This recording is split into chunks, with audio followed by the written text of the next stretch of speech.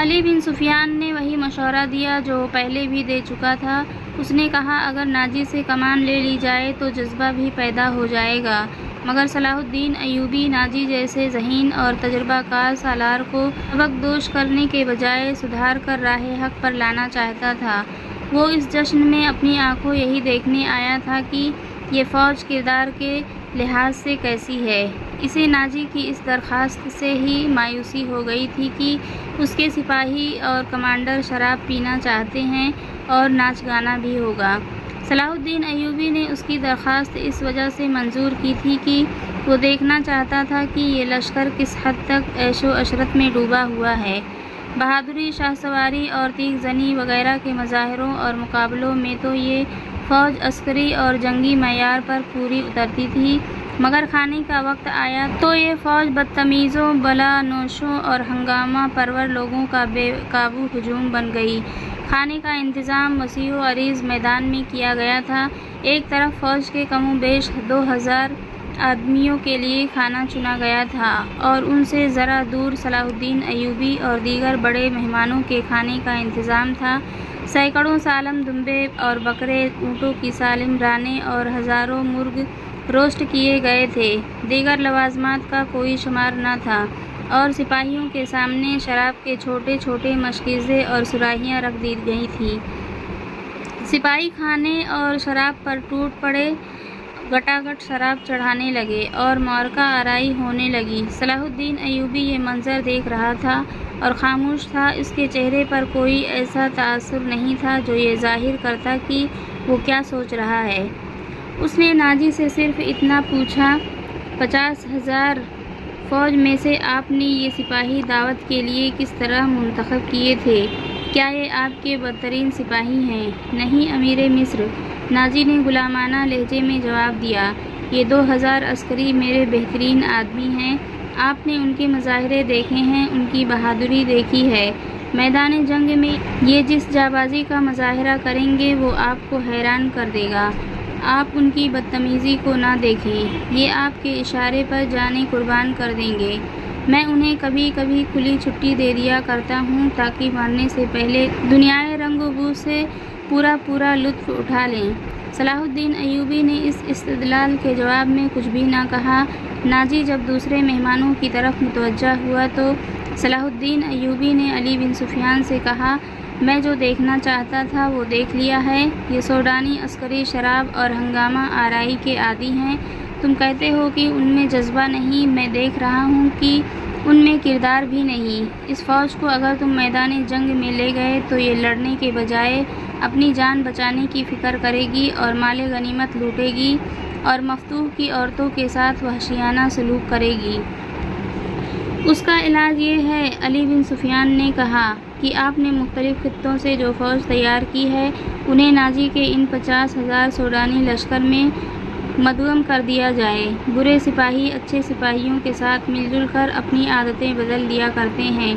صلاح الدین ایوبی مسکرایا اور علی سے کہا، تم یقیناً میرے دل کا راز جانتے ہو۔ میرا منصوبہ یہی ہے جو میں ابھی تمہیں نہیں بتانا چاہتا تھا، کسی سے اس کا ذکر نہ کرنا۔ علی بن سفیان میں یہی وصف تھا کہ وہ دوسروں کے دلوں کے راز جان لیتا تھا اور غیر معمولی طور پر ذہین تھا۔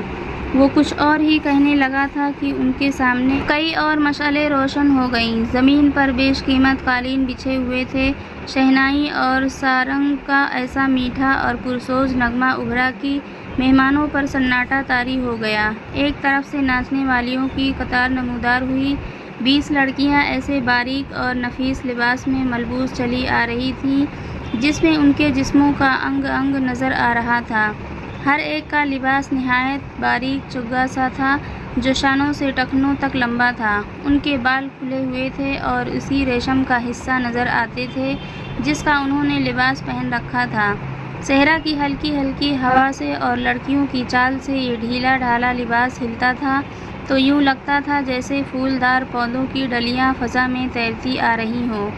ہر ایک کے لباس کا رنگ جدا تھا، ہر ایک کی شکل و صورت ایک دوسرے سے مختلف تھی، لیکن حسن اور جسم کی لچک میں سب ایک جیسی تھی۔ ان کی مرمرے بازو اوریاں تھے۔ وہ چلتی ہوئی آ رہی تھی لیکن قدم اٹھتے نظر نہیں آتے تھے۔ وہ ہوا کی لہروں کی مانند آ رہی تھی۔ وہ نیم دائرے میں ہو کر رک گئیں۔ صلاح الدین ایوبی کی طرف منہ کر کے تعظیم کے لیے جھکی۔ سب کے بال سرک کر شانوں پر آ گئے۔ سازندوں نے ان ریشمی بالوں اور جسموں کے جادو میں طلسم پیدا کر دیا۔ دو سیاہ فام دیو ہیکل حبشی جن کی کمر کے گرد چیتوں کی کھالیں تھیں، ایک بڑا سا ٹوکرا اٹھائے تیز تیز قدم چلتے نظر آئے اور ٹوکرا لڑکیوں کے نیم دائرے کے سامنے رکھ دیا۔ ساز سپیروں کی بین کی دھن بجانے لگے۔ حبشی مست سانڈوں کی طرح پکارتے غائب ہو گئے۔ ٹوکرے میں سے ایک بہت بڑی کلی اوپر کو اٹھی اور پھول کی طرح کھل گئی۔ اس پھول میں سے ایک لڑکی کا چہرہ نمودار ہوا اور پھر وہ اوپر کو اٹھنے لگی۔ یوں لگتا تھا جیسے سرخ بادلوں میں سے چاند نکل رہا ہو۔ یہ لڑکی اس دنیا کی معلوم نہیں ہوتی تھی۔ اس کی مسکراہٹ بھی عرضی نہیں تھی۔ اس کے بالوں کی چمک بھی مصر کی کسی لڑکی کی چمک نہیں لگتی تھی، اور جب لڑکی نے پھولوں کی چوڑی پتیوں میں سے باہر قدم رکھا تو اس کے جسم کی لچک نے تماشائیوں کو مسحور کر لیا۔ علی بن سفیان نے صلاح الدین ایوبی کی طرف دیکھا۔ اس کے ہونٹوں پر مسکراہٹ تھی۔ صلاح الدین ایوبی نے مسکرا کر اس کے کان میں کہا، مجھے توقع نہیں تھی کہ یہ اتنی خوبصورت ہوگی۔ ناجی نے صلاح الدین ایوبی کے پاس آ کر کہا، امیر مصر کا اقبال بلند ہو، اس لڑکی کا نام زکوئی ہے۔ اسے میں نے آپ کی خاطر سکندریہ سے بلایا ہے۔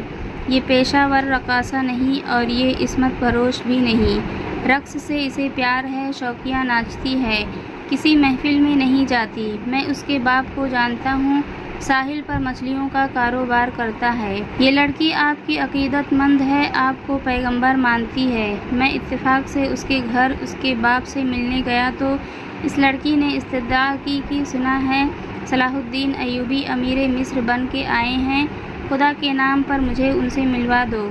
میرے پاس اپنی جان اور رقص کے سوا کچھ بھی نہیں جو میں اس عظیم ہستی کے قدموں میں پیش کروں۔ قابل صد احترام امیر، میں نے آپ سے رقص و سرور کی اجازت اسی لیے مانگی تھی کہ اس لڑکی کو میں آپ کے حضور پیش کرنا چاہتا تھا۔ آپ نے اسے بتایا کہ میں اپنے سامنے کسی لڑکی کو رقص اور عریاں کی حالت میں نہیں دیکھ سکتا۔ صلاح الدین ایوبی نے کہا، یہ لڑکیاں جنہیں آپ ملبوس لائے ہیں بالکل ننگی ہیں۔ عالی مقام ناجی نے خسیانہ ہو کے جواب دیا۔ عالی مقام ناجی نے خسیانہ ہو کے جواب دیا، میں نے بتایا تھا کہ امیر مصر رقص کو ناپسند فرماتے ہیں، لیکن یہ کہتی تھی کہ وہ میرا رقص پسند کریں گے کیونکہ میرے رقص میں دعوت گناہ نہیں۔ یہ ایک باعصمت لڑکی کا رقص ہوگا۔ میں ایوبی کے حضور اپنا جسم نہیں اپنا فن پیش کروں گی۔ اگر میں مرد ہوتی تو ایوبی کی جان کی حفاظت کے لیے اس کے محافظ دستے میں شامل ہو جاتی۔ آپ کہنا کیا چاہتے ہیں؟ صلاح الدین ایوبی نے پوچھا۔ اس لڑکی کو اپنے پاس بلا کر اسے خراج تحسین پیش کروں کہ تم اپنے جسم کو ہزاروں مردوں کے سامنے عریاں کر کے بہت اچھا ناچتی ہو۔ اسے شاباش دوں، کہوں کہ اس نے مردوں کے جنسی جذبات بھڑکانے میں خوب مہارت حاصل کی ہے؟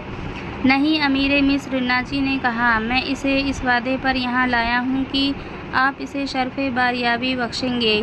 یہ بڑی دور سے اسی امید پر آئی ہے۔ ذرا دیکھیے اسے، اس کے رقص میں پیشہ ورانہ تاثر نہیں۔ دیکھیے وہ آپ کو کیسی نظروں سے دیکھ رہی ہے۔ بے شک عبادت صرف اللہ کی جاتی ہے، لیکن یہ رقص کی اداؤں سے، عقیدت سے مخمور نگاہوں سے آپ کی عبادت کر رہی ہے۔ آپ اسے اپنے خیمے میں آنے کی اجازت دے دیں، تھوڑی سی دیر کے لیے۔ اسے مستقبل کی وہ ماں سمجھیں جس کی کوکھ سے اسلام کی پاسبانی کے لیے جانباز جنم لیں گے۔ یہ اپنے بچوں کو بڑے فخر سے بتایا کرے گی کہ میں نے صلاح الدین ایوبی سے تنہائی میں باتیں کرنے کا شرف حاصل کیا تھا۔ ناجی نے نہایت پر اثر الفاظ اور جذباتی لب و لہجے میں صلاح الدین ایوبی سے منوا لیا کہ یہ لڑکی جسے اس نے ایک بردہ فروش سے خریدا تھا، شریف باپ کی باعصمت بیٹی ہے۔ اس نے صلاح الدین ایوبی سے کہلوا لیا کہ اچھا اسے میرے خیمے میں بھیج دینا۔ زکوئی نہایت آہستہ آہستہ جسم کو بل دیتی اور بار بار صلاح الدین ایوبی کی طرف دیکھ کر مسکراتی تھی۔ باقی لڑکیاں اس کے گرد تتلیوں کی طرح جیسے اڑ رہی ہوں۔ یہ اچھل کود والا رقص نہیں تھا۔ مشعلوں کی روشنی میں کبھی تو یوں لگتا تھا جیسے ہلکے نیلے شفاف پانی میں جل پریاں تیر رہی ہوں۔ چاندنی کا اپنا ایک تاثر تھا۔ صلاح الدین ایوبی کے متعلق کوئی نہیں بتا سکتا تھا کہ وہ گمسم بیٹھا کیا سوچ رہا تھا۔